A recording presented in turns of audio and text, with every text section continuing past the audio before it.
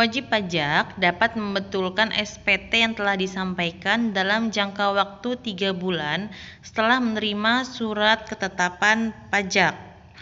Ya, dengan syarat DJP belum melakukan tindakan pemeriksaan. Nah, selanjutnya untuk tempat pembayaran atau penyetoran pajak tuh harus ke kantor pajak atau kemana gitu kan. Nah, gak harus ke kantor pajak kalau kita mau melakukan penyetoran pajak atau pembayaran pajak ya. Bisa melalui kantor pos dan giro serta bank-bank yang ditunjuk oleh DJP yang dapat memudahkan kita. Biasanya bank-bank tertentu sih, tidak semua bank ya. Mungkin kayak BNI atau misalnya Mandiri itu kadang bisa tanya dulu, kita bisa ke Satpam, Pak bisa bayar pajak nggak, ke Satpamnya. Kalau bisa tinggal kasih ID billingnya untuk bayar atau untuk store pajak gitu. DJP tidak dibenarkan menerima setoran pajak dari wajib pajak. Jadi yang menerima bukan DJP ya. Jadi tidak ada DJP yang menerima setoran pajak. Pembayaran fiskal luar negeri selain tempat-tempat yang telah disebutkan dapat dilakukan pada loket-loket pembayaran yang telah disediakan di pelabuhan keberangkatan. Ini untuk pembayaran fiskal luar negeri. Nah, untuk syarat PT Pos Indonesia untuk dapat menerima penyetoran penerimaan pajak adalah yang pertama, memiliki jaringan sistem informasi yang terhubung langsung secara online antara kantor pusat dan seluruh atau sebagian besar unit pelaksana teknis di daerah. Jadi ada syarat-syaratnya. Kantor pos bisa menerima pembayaran pajak. Nggak semua kantor pos mungkin ya. Yang kedua, memiliki jaringan sistem informasi yang terhubung secara langsung yang secara online dengan DJP dan DJA. Yang ketiga, mendapat pertimbangan tertulis dari Direktur Jenderal Pajak. Ini syarat-syarat PT Pos untuk dapat menerima penyetoran dan penerimaan pajak. Selanjutnya, jangka waktu pembayaran pajak itu kapan aja. Untuk PPh pasal 4, pasal 15, PPh pasal 21 atau 26, PPh pasal 23 atau 26 disetorkan paling lambat tanggal 10 bulan berikutnya. Misalnya bulan Juni, berarti paling lambat tanggal 10 Juli gitu. Untuk PPh pasal 25 yang orang pribadi atau badan disetorkan paling lambat tanggal 15 bulan berikutnya, sama. Selanjutnya, PPh pasal 22, PPN dan PPNBM oleh Bea Cukai disetorkan paling lambat 1 hari setelah dipungut. PPh pasal 22 yang dipungut bendahara pemerintah disetorkan paling lambat pada hari yang sama saat penyerahan barang.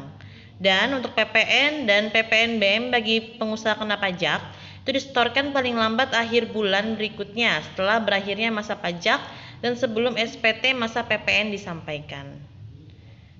Untuk PPh orang pribadi dan badan disetorkan paling lambat sebelum SPT tahunan PPh disampaikan. Wajib pajak usaha kecil dan wajib pajak di daerah tertentu paling lama itu 2 bulan sejak tanggal penerbitan.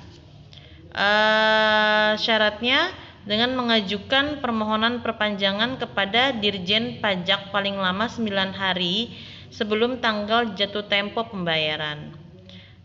Untuk hari libur itu tidak dihitung tempo ya. Misalnya tanggal 10 itu di hari Sabtu, berarti maju ke hari kerja berikutnya.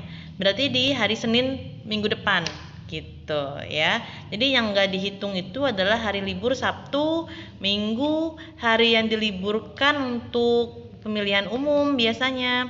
Terus lagi untuk hari cuti bersama secara nasional. Nah itu tidak dihitung sebagai tanggal lahir pembayaran pajak, tapi dihitungnya di hari kerja. Kalau misalkan tanggal 10-nya di hari Minggu, berarti di tanggal 11, seperti itu.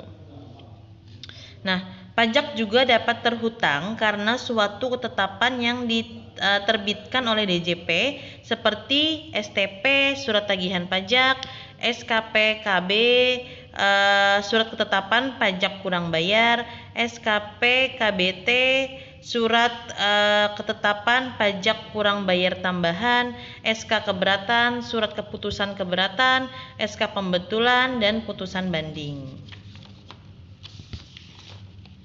Untuk sanksi administrasi di sini pembayaran atau penyetoran pajak dilakukan setelah tanggal jatuh tempo pembayaran akan dikenakan sanksi berupa administrasi berupa bunga sebesar 2% sebulan.